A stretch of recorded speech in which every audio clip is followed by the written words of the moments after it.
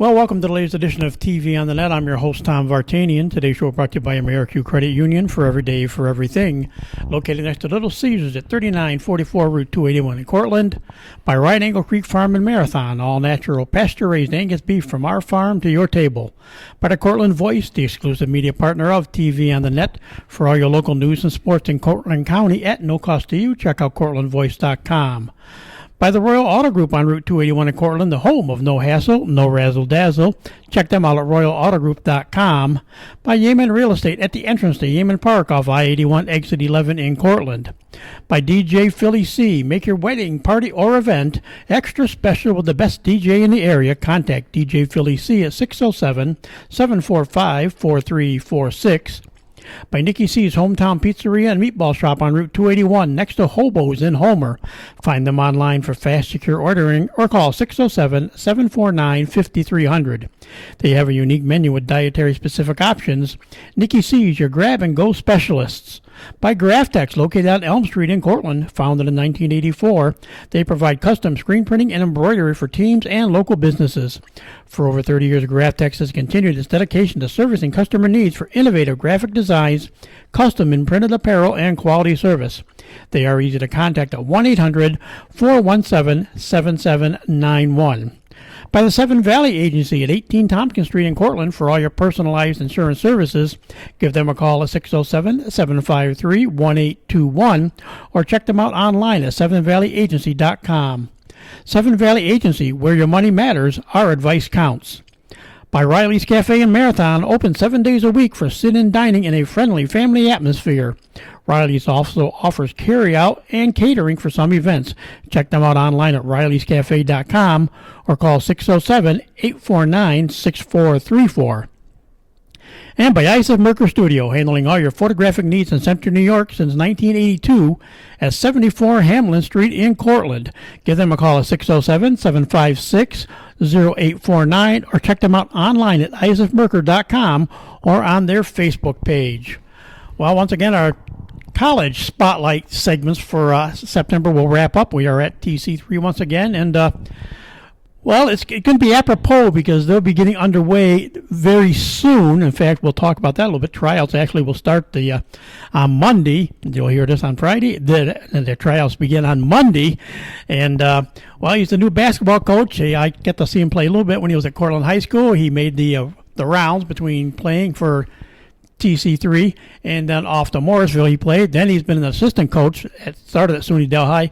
Back to Morrisville, then finished off his master's degree work at SUNY Cortland. He was assistant coach with Tom Spanbauer and the Red Dragons at SUNY Cortland, and now he is the new head coach for the TC3 men's basketball team. Welcome, a Cortland High alumni as well, Tom Wilk. Welcome. Yeah, appreciate you having me. Is that kind of surreal that where it all goes? I think you played basketball both at Cortland High School, and then you end up playing here at TC3 and then went on to Morrisville, and then your coaching tree finds you coming back here now as a head coach. Yeah, absolutely. I mean, it is it's interesting to just play at all these places and then come back and coach at these places. I feel like it gives you a little bit of upper hand because you know what the players are going through on a day-to-day basis with classes and basketball and managing everything. So it's exciting to just get back to the local area and be connected with hoops. And obviously, when we talk about, like you said, you're not only as an assistant coach, you had some good coaches because the teams you coached at all had some good seasons during your runs there. But you also had, got a pretty good base of coaching at Cortland High School. Is that kind of what encouraged you to want to, stay involved with the game as far as a coach? Yeah, absolutely. A lot of the coaches, we just started Cortland High School playing for McLowey. he's a great coach. I think like one of the things I learned first about coaching from him is just his even keel attitude. He was never too high and never too low, and he's just a great communicator. And I enjoyed playing at Cortland High School under him, and we had some great seasons while I was playing there. I was going to say there was some pretty good runs, during your time at Cortland High. Talk a little bit about what do you kind of remember and what stands out about your basketball career there? Yeah, at Cortland, I think the last thing I remember, unfortunately, is losing in up at Syracuse in Manley Fieldhouse in the sectional finals. That's like the last thing that sticks in my mind because you just want to win that sectional championship. But, I mean, we had a great run, and I don't think anybody expected us to have that run. We had a lot of good players just top to bottom on the roster, and then obviously a good coach. We had Joel White, who ended up playing at Syracuse. We had a couple other guys play college basketball. I mean, it was just it personified what basketball I think should be. You should be putting in the hard work, but at the end of the day, it should be fun. And that was a fun season. And like you said, playing for Coach Lowry, who was, was fairly even keel up and, as far as the game. I mean, yes, he got upset at times and other things, as the games went along, but he was pretty much to kind of keep that even keel overall. Right. Is that kind of what, you took away from your, playing time with him, and could say I'll bring to the coaching ranks? Yeah, absolutely. I mean, I think I fall kind of in that same category as even keel. I try not to get too high. I try not to get too low. And I think the most important thing is just communicating with the players of what you want, And if, I always come to the adage, if it's not something that they feel like following, then, running always talks to the players, And what led you after, graduating from SUNY, from the high school, what made you decide you'd come to TC3 first and play basketball? And it's kind of you got to come. You didn't get to play the pit. You got to play in the newer facilities, which they've had for a few years now. But what made you decide to come to TC3 before then eventually going on to 4 years, with Morrisville? Yeah, so right out of high school, Coach Stevenson, who's the women's coach here now at TC3, was recruiting me. His assistant was recruiting me. I took another opportunity at another college, something that, I enjoyed my time at that other college. It didn't work out. I decided this was a good place to come back. I liked Coach Stevenson from the talks we had when I was a high school player. They just got brand new facilities here. I would say some of the best facilities in junior college. And it just seemed like a good place to stay home and kind of get back on track with college and basketball. So how would you assess your basketball career here with the Panthers? Yeah, so I would say here I met a lot of great players here. I mean, there was during my time here and slightly after, there was a lot of great players that came through here and went on to have good years in 4-year schools.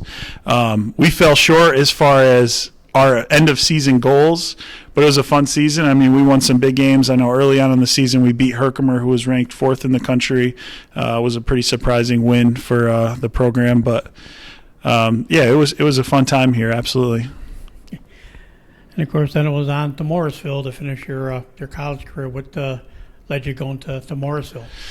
Yeah, so going to Morrisville, it was a thing where I had applied to a few schools, Morrisville being one of them, and some local guys in the area, one being Jordan Pryor, decided to go to school there. He said, come out to school there, and I said, why not? It's pretty close to home. Let's go to school there. They just had a championship season the year before, and it seemed like a good opportunity at the time.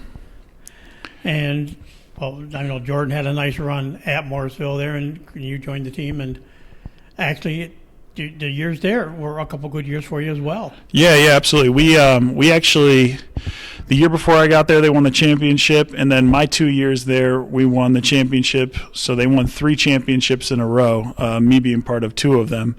And then my junior year, we went to the Sweet 16 in the NCAA tournament, and then we went to the Elite 8 the next year. It was funny because my junior year, all the reporters and everybody were saying, this Cinderella dance, it won't happen again. And the next year, we ended up going further than the year we went before, and we ended up losing to the defending national champions on their home court, actually. So it was a pretty good run. There's nothing like being in those environments where you're in enemy territory and, your season's on the line. There's nothing like it in basketball. So this is your playing career is winding down at this point. But when you look back at all that, you're doing, sectional runs in high school, 2 tournament runs, your last 2 years playing college basketball. What was that feeling just to know you were part of, some very successful programs that are, at some good runs. Right. I think, now being a coach, I look back on those runs and, you kind of think what were the important things that led to those championship runs. And I think one of the first things is just the team bonding as a family and coming together as a family. Every team that I was a part of that was a championship was a tight-knit family. And I think that's really important because everybody's holding each other accountable. Everybody can say something to someone else without them getting offended because, you are that close family. And so then the coaching began, and it started out at SUNY Delhi, and ironically, you went to SUNY Delhi to be an assistant coach, and they had a very good run. Yeah. So SUNY Delhi was kind of in a transition. They were actually moving from a junior college to a Division III school, so we were kind of in this weird fluctuation between playing some junior colleges and playing some Division III colleges.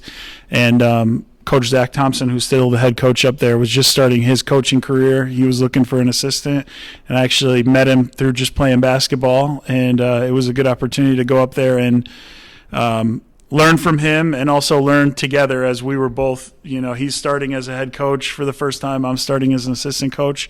I mean, he taught me so many things that I didn't know already. And it was exciting to just be up there and learning the coaching, just everything coaching wise, just getting right into it. And that, of course, that was a short stay there, but then it was on to back to Morrisville to be an assistant coach at Morrisville. And what led you there, and again some success there? Yeah, so I wanted to get back into the area, the local, Syracuse, 315, 607 area, and decided to jump back on staff with Coach Smith at Morrisville. He actually had an opening. His assistant went on to become a Division I assistant, believe it or not. So he had an opening there, and it seemed like a great opportunity, and kind of picked up where I left off as a player. In my second year there, we went on to win a championship and play in the NCAA tournament again. So it was exciting to get back to the NCAA tournament. There's nothing, there's really nothing like it. So was it more fun going as a player to the tournament or as a coach? A lot more nerves, I would say, as a coach. As a player, you're thinking of, what is your job? What is your job on the court to help the team win? And as a coach, you're thinking about the big picture, and with coaching, there's a lot of management just outside of basketball, making sure the guys have ate, making sure they're getting to bed, making sure, they're still working on their studies. All those things are just playing in your mind. So I would say, coaching more nerves for sure.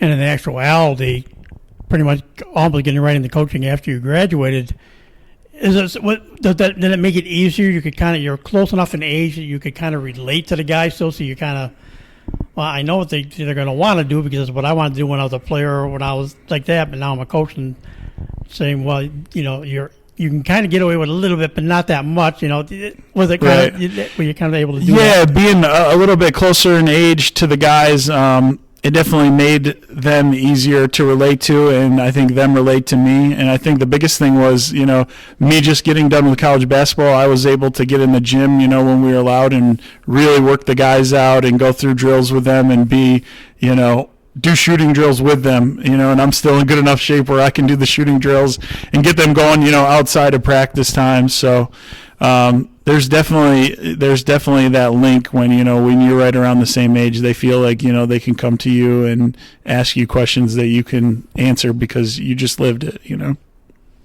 So then after the run at Morrisville, you were working on your master's degree at SUNY Cortland, and you went to work for another coaching legend in Cortland. I know you had Mick Lowry, you talk about the people in that area. But back with Tom Spanbauer, what was it like coaching with, an assistant coach with him and coaching the Red Dragons? Yeah, it was great working with Coach Spanbauer. I mean, one of the things working with Coach Spanbauer, he's been doing it for so long, is you're just seeing all these things that he's worked out over the years that he's perfected. And, there's all sorts of drills that he does in practice. And I'm like, I need to borrow that. Or steal that from my program because, just building up his defense and building up his offense. I just learned a lot on the court from him. And, and how he just manages a program and keeps everyone in line and stuff. It was a great opportunity to be there. They shoot a lot of threes there, which isn't my game. I like to post up, but we got a good balance. We had a couple really good big guys while I was there, so we got a little bit of posting up, and we made a lot of threes. Well, you're about 6'8", 6'9", or I think you were something close to that, I Yeah. think. So, you liked the inside play, and you were pretty good at it in high school. I know that because you could control the inside. So, with all these guys you kind of worked with, played for,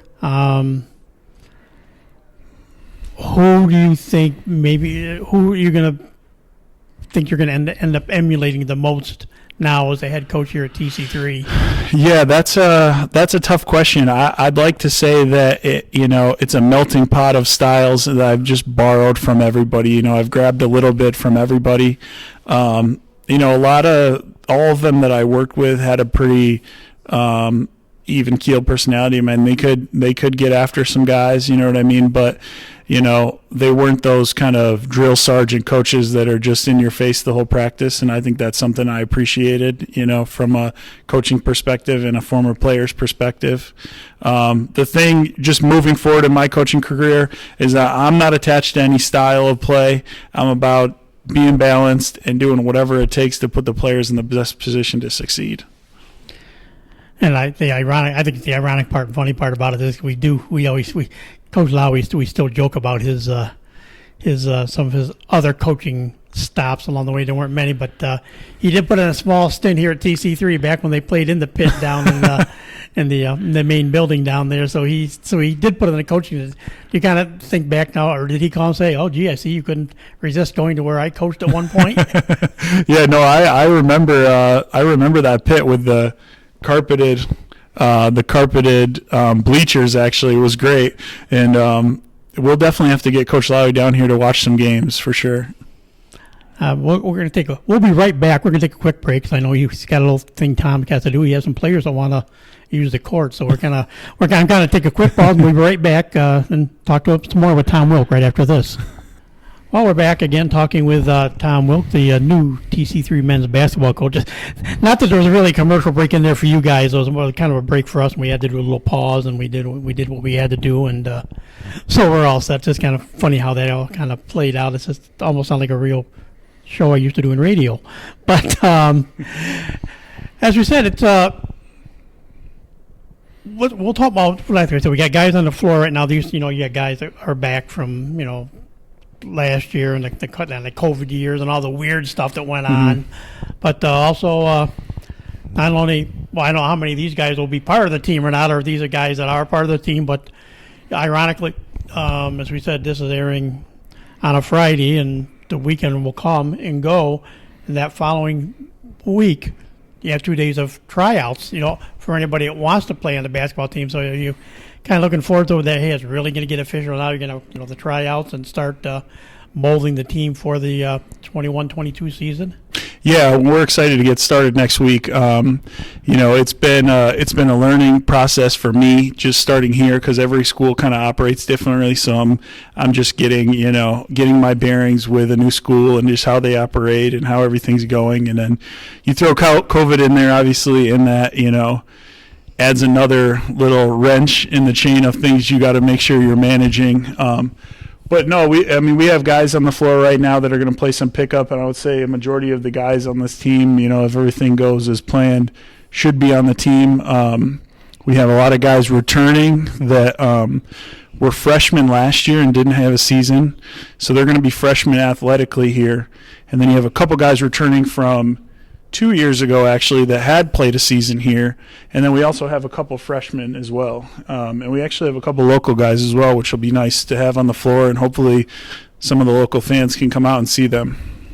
I know that's one thing McLeod, we talked about it when I had him on, talk about being the AD. And, of course, he's still, he's back. He's still a soccer coach and a lot of things here. That's one thing that they are, all the teams, they are trying to get some local talent, because back in the day of the pit, it was more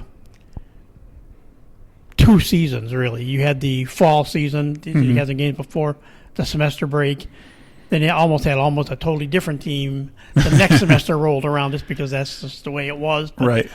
I know it's become very sad where they're trying to get guys that are committed to being here the whole both semesters and hopefully both years as well. Right. And so I mean, it's with that, like I said, with a new well, it's not a new gym anymore, but it's still a fairly new gym and everything. It's got to be nice, to see the level that they are taking this taking all the athletic programs here, to elevate them to a much more respectable level, and they have done that very well. Oh yeah, absolutely. I mean, they've had a lot of success here in all sports. I mean, I think last year they had an All-American in lacrosse. We are focused on, because there is a lot of talent in this local area, whether that's Syracuse or whether that's in the southern tier or whether that's in this Ithaca and surrounding areas.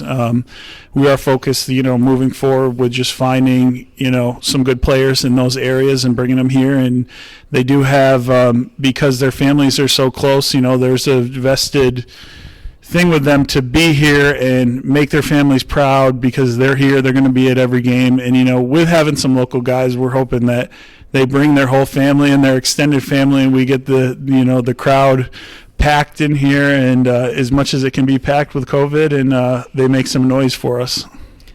So you said there are going to be a couple, kind of local guys. Who are those guys going to be? Yeah, so we have Joe Leonard, who actually played at Cortland this past year, is a big guy. We have Caleb Smith, who played at McGraw. He's like a 6'3", 6'4" forward. He had a pretty good career at McGraw. Logan Nordman played at Onondaga, right up by Syracuse. He's a really good shooter that we have. And I think we have a couple other local guys. Like I said, we're going to hopefully have more local guys in the future. And with your experiences, like you said, you played in Section 3, so you've kind of just by default, the Section 3 area pretty good. Being at Delhi for that little bit of time you coached there, you got to know somewhat of Section 4, and of course you know some of the nearby Section 4 teams like the Grottons, the Drydens, the Marathons, and even as far as like Ithaca, maybe Trimsburg, Lansing. You got that area kind of as well. Do you think that's going to be an advantage that it's some people are going to be young enough still to to remember that it wasn't that long ago that you played. Do you think that hopefully will be a nice recruiting point too? That it's a local coach that knows the area. Right. Yeah. I think the advantage is just knowing that there's talent here and going out and seeing them play and trying to get them here. This past year, because basketball didn't happen in the college world, I was coaching a lot of AAU, Syracuse Select and City Rocks and Syracuse, and I saw all sorts of talent up there. And it's funny because there were some guys that were looking for homes, and I found a couple of guys homes at colleges. And then right after that, I got this job, and I was like, oh, some of those guys I already found homes I would have loved to have here if the timing was right.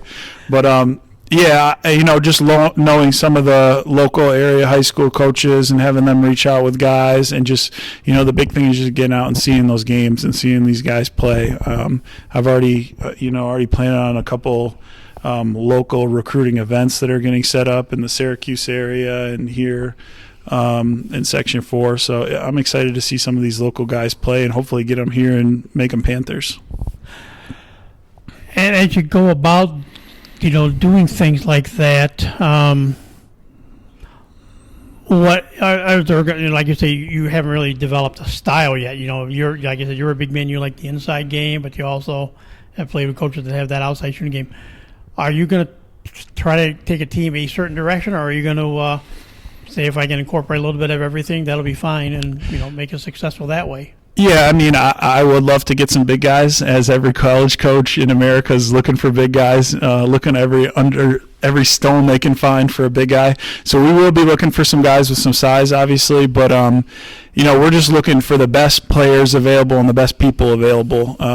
One of my old college coaches, Coach Smith, actually said he's looking for players that he would actually want to play with, So if you're a guy that he wouldn't want to play with in a game, then, he might not be right for this program. So, I mean, we're definitely looking for guys that are big guys, guys at every position. We're open to it. How hard will that be? Because, like, during the season, you'll be coaching while the season's going on. For the most part, you'll be coaching.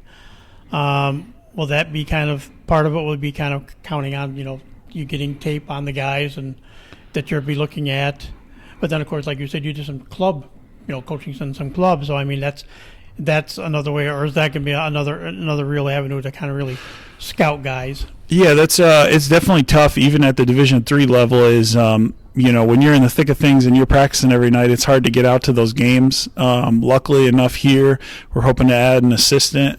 We actually have someone lined up to be an assistant, so that'll be able to kind of manage the duties and one go here and one be here. And a new thing that COVID actually one thing that COVID helped us out with is a lot of high schools are now streaming their games on YouTube and via other channels. So, you can coach practice, go home, open your laptop and maybe watch a game right on the computer. So that it makes that nice. So, like you say, you got maybe an assistant or two coming on. I know a couple guys that are probably available. They're retired. And, maybe McLaughlin and Rick Miller are going to make a return to the coaching sidelines under you now. Yeah, no, if they're available and looking for something to do, we'll take them on for sure. I get to see them doing that. I get they were inseparable at the high school for all those years. Oh, absolutely. So now they're both not doing the high school anymore. So yeah, it would kind of be an open window. But yeah, and I'm always looking to learn new things. So if they have something that they want to instill upon me, I'm listening. So what are you hoping to where do you want to see the program go as you start your coaching stint? The last coach was here 6 years, and like you said, you had Drew Stevenson before you, or Dave Stevenson, I should say, before you, and now he's doing the girls team. And I remember coming to a couple of games, and he was really starting that was kind of where the turning around of the program really kind of a game under him. And then the last few years I hadn't been bad either. I mean, I'm just lucky. I don't know if I was lucky or not lucky, but I went to Herkimer, so yeah, anytime Herkimer loses to anybody, I kind of cringe. But my daughter went 40 years later. She went to Herkimer, so I got to go up and watch them do their couple, watch a few games. And I joked, I said, I've seen more basketball games with her 2 years at Herkimer than I did when I went to Herkimer in the mid '70s. So, where do you see and where would you like this program to go? Yeah, so at the junior college level, there's you get 2 years with guys really, so there's that quick turnaround. So I mean, right from the get-go, I don't want to set the expectations too high, but I want to have some expectations, and I think right off the gate we're aiming to not only do well in the classroom. I want everybody to hit that mid mark in the year and be coming back for the second semester. But we're going to have some goals on the court, and that's hopefully make the playoffs this year. And you set lofty expectations, but you work hard to hopefully reach them. So that's my thought. And once we have a team set, we'll get together as a team and we'll set some expectations and some goals as a team, and work hard to reach them. And like you said, you kind of look out of the gym now and you see some national championship banners. I mean, some of the other sports, but regional championships, stuff like that. So I know you'd like to add a few numbers to that on the men's basketball side. Oh, absolutely. I mean, every stop, close to every stop I've been at, we've added some, especially at Morrisville, we add a lot of banners to the rafters. And, there's been a lot of good players that have come through here, and they've had a lot of really good teams, and we're hoping to just add more names, more years, and more championships to the rafters here. And that, October 1st, we're going to get right to work and hopefully, push towards those goals. So when's the opening game for the team? So October 1st is the first day we can officially hit the court for practice, and I actually, I take one day at a time with this, so I don't look too far ahead on that, but I do have a schedule somewhere in here with the first game. And we actually start our season. It's funny you were talking about Herkimer, because we are starting our season with our first game at Genesee Community College, which is a really good team, but then our second game's at Herkimer. So it's going to be a tough start to the season, but it'll be a good way to just set the tone for the whole season and kind of really see where we're at right from the get-go. And as we said, recruiting back in the day, I mean, it's different. Junior college is a little different. Is it harder now? Because I know with the one thing, the fall off from COVID, they started waiving SAT scores, especially for 4 years. And so a lot of people just said, oh, good, I don't have to worry about my grades as much, and hopefully I can get right into the 4-year. Mm-hmm. So do you find that, it's always been that competition, but some guys just, you knew your grades weren't good enough, so why not get my first college courses out of the way with go to a 2-year school and then transfer to a 4-year school? Do you kind of have some of that, competition now that you have to maybe compete against a 4-year school to try to get guys? Yeah, I think there's always that competition with every school, regardless of the level, to get these guys. But I think one advantage here is, we do have great facilities. We do have a great academic center for guys just to be successful in the classroom. And the big thing, guys, these guys have goals of their own, and they're still looking to get to that next level. And sometimes they may feel like they're not ready for that 4-year next level yet. So it's a good place to come here, work on your game, work on your grades, and then, see where that takes you instead of jumping right into a 4-year school. You can kind of get your feet wet here with maybe not spending as much money as you would at a 4-year school.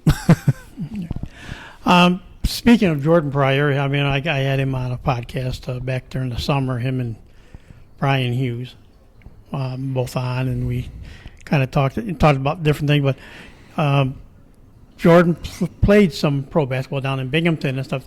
Did you ever think about maybe I'd take a run at trying to play a little bit of, that pro basketball, or was it more once Morrisville ended, it was, maybe it's time to hang up as a player? Yeah, no, it always lingers in the back of my mind. I even know, with the Bulldogs are having a season and the Stallions are having a season, you're always like, man, maybe, if I could get in shape, I could go out there and give it a go. Because I'm a competitor at the end. I want to go out and I want to just compete against guys. And I love coaching basketball, but I still love playing basketball. I still play in the Syracuse area in some leagues when I have time. And it definitely lingered in the back of my mind. Both of those teams they've upgraded their talent since the beginning. So I don't think I'd make the team now. But both those programs is just great to get some guys that are done with college playing basketball again and competing. And you saw with the Stallions this last year, they made the championship in their first year in the basketball league, it's called. Yeah, I made it to some of those games. They had some top talent there. Speaking of former players, I guess you played with Joel White. So when you hear now, I think he's played pro lacrosse 11 years. I think it's 11 years, maybe. Yeah, I think it's that long he's played. But he's officially retiring now. Does that kind of make you feel old that when we played high school together, now he's retiring as a pro player in lacrosse where he excelled? Yeah, no, it made me feel old. I spoke to his brother recently, and his brother Steve was a good player at Lemoyne, actually. I told him, I said, boy, Joel retiring already is making me feel old. He said, how do you think it makes me feel? But no, congrats to Joel. He had an amazing career, and I'm sure he's dabbling in some lacrosse somewhere for sure still. So, he had I don't know if you could have a better lacrosse career than he did, across the high school, college, and pro level. And I think the other thing is interesting, like we said, of course, speaking of pros, you got Dan Pitcher now is quarterbacking is the quarterback coach. Often doing stuff with the Bengals, and of course Joe Burrows now is another guy who's come out of Cortland High School and has really gone on to have a lot of success at their level. Do you kind of look back and just say, not just like I said with Joel's one of your classmates, but just look back and see some of the people that have come out of the high school and have gone on and done stuff and say, well, I'm going to make this is my mark. I'm starting it here now with TC3 and as a head coach and looking to. Yeah, no, it was awesome seeing Dan jump into the NFL ranks, and now with the Bengals, it gives me a little bit more of a vested interest in watching the Bengals. I'm a Giants fan, but I watch the Bengals and just hope the quarterback does well just for his sake. And they've looked pretty good since he's gotten there, especially at the quarterback position. As far as making my mark, I'm really looking, to coach because I really enjoy it. And, I want to help these guys get to the 4-year level if that's something that's a goal of theirs, and graduate and get a degree. And, if we win some championships along the way, that'll be great. And you talked about the recruiting, and one of the advantages Mick and I talked about it. It's one of the advantages. I mean, you get the all-purpose field, for a lot of the outdoor sports. They're going to, I guess, still improve the baseball and softball facilities. That's a hopeful down the road thing, but it's more it tends more to the outdoor sports. But you get the field house. So even guys here, if the gym was busy, they could go work out in the field house. And of course, the gym facilities now. Does that make it easier to recruit when you are able to show them everything that this is? It's come a long ways from what it used to be. Oh, yeah, absolutely. Yeah, as I'm speaking to a recruit, I'm talking about our facilities, and I think that really jumps off the page. I mean, even now that our gym is going on maybe 9 or 10 years old, I mean, it's one of the best gyms in the region as far as basketball goes. And then, we also have a swimming pool that guys can do recovery in. We have the field house. We have a turf field, which not many schools can say. I mean, all resources for guys to just get better at basketball. And that's why I say, if you want to get to the next level, we got everything you need here to do that, Yeah. I'm joking. I think that's the one thing I don't think that actually moved when they did all the facilities. I don't think they ever moved the pool from the lower building. That's still down in the original building. I kind of thought, but you built all this. Why couldn't they bring the pool up this way or something? But that never did happen. But I remember also by the pitch, you used to have handball courts too. I remember that. I remember those back in the day. Oh yeah. No, it's funny you say we're talking about the pool and whatnot. This is a funny story. When I was a kid, actually, a lot of my friends would have birthday parties here. So we would come here, swim in the pool. I mean, this is like under 10 years old. We come here, swim in the pool, and then, the adults would stop watching us and we'd be playing tag through the building. And, so the roots run deep here as far as, the times I've spent here, all the way to being just a kid. And again, it's still kind of pinch yourself that you've come full circle and now you are the head coach here at the college? Oh yeah, absolutely. I mean, this opportunity knocked, and I couldn't help myself but to apply and just hope that I was given a chance to come over here and join the program. And I'm really excited to get started. And we have some good guys. Not only good players but some good people. So I'm excited to get to work with them and see where it goes. Yeah, and like we said, the success is evident. Like you see some of the regional, national championship banners that are out there now. Some go back 2009, so that is a little while ago. Some of these, but I can remember some of the early coaches that were here that I knew well, and I saw some of them playing. I saw some of them coach in high school level, and the whole, like you said, the whole Panther program has been elevated over the years. And so, is that just like another incentive? Is that like for you guys to feed off of?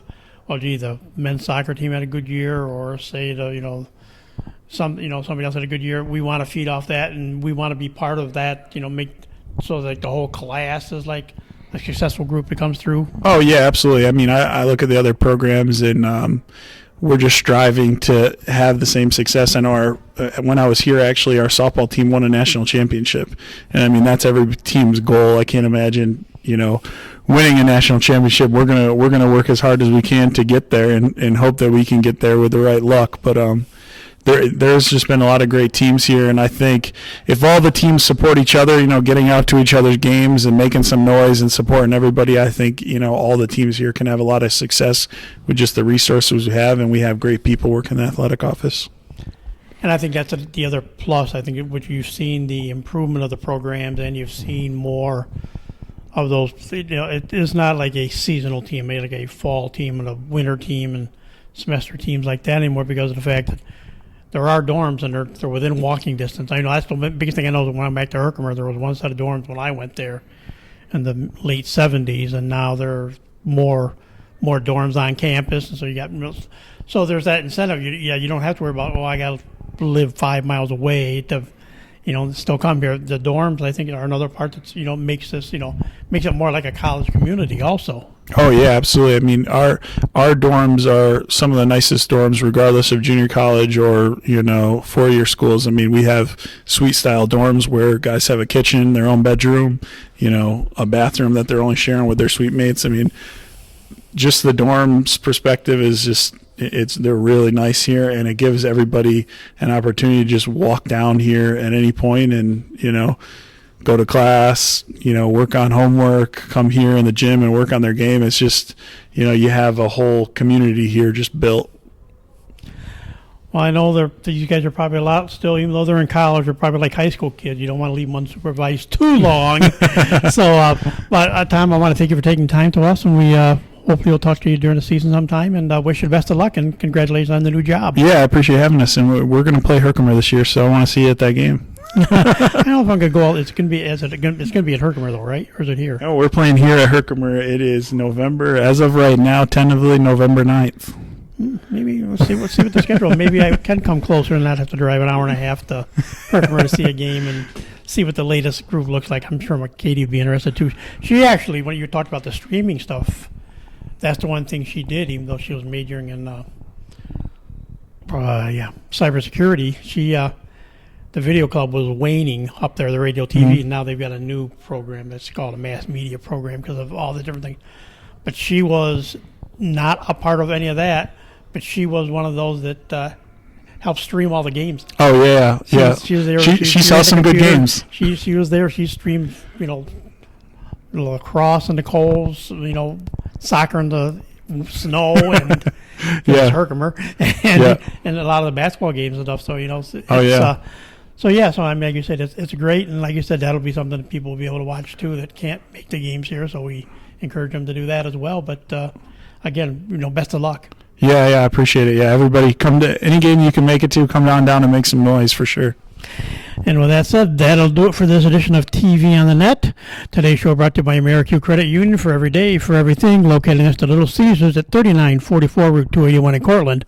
By Rhino Creek Farm and Marathon, all natural, pasture-raised Angus beef from our farm to your table. By the Cortland Voice, the exclusive media partner of TV on the Net, for all your local news and sports in Cortland County at no cost to you. Check out CortlandVoice.com. By the Royal Auto Group on Route 281 in Cortland, the home of no hassle, no razzle-dazzle. Check them out at RoyalAutoGroup.com. By Yemen Real Estate at the entrance to Yemen Park off I-81, exit 11 in Cortland. By DJ Philly C. Make your wedding, party, or event extra special with the best DJ in the area. Contact DJ Philly C at 607-745-4346. By Nikki C's Hometown Pizzeria and Meatball Shop on Route 281, next to Hobo's in Homer. Find them online for fast, secure ordering or call 607-749-5300. They have a unique menu with dietary-specific options. Nikki C's, your grab-and-go specialists. By Graftex, located on Elm Street in Cortland. Founded in 1984, they provide custom screen printing and embroidery for teams and local businesses. For over 30 years, Graftex has continued its dedication to servicing customer needs for innovative graphic designs, custom and printed apparel, and quality service. They are easy to contact at 1-800-417-7791. By Seven Valley Agency at 18 Tompkins Street in Cortland for all your personalized insurance services. Give them a call at 607-753-1821 or call them. Check them out, online at 7valleyagency.com. Seven Valley Agency, where your money matters, our advice counts. By Riley's Cafe and Marathon, open 7 days a week for sit-in dining in a friendly family atmosphere. Riley's also offers carry-out and catering for some events. Check them out online at rileyscafe.com or call 607-849-6434.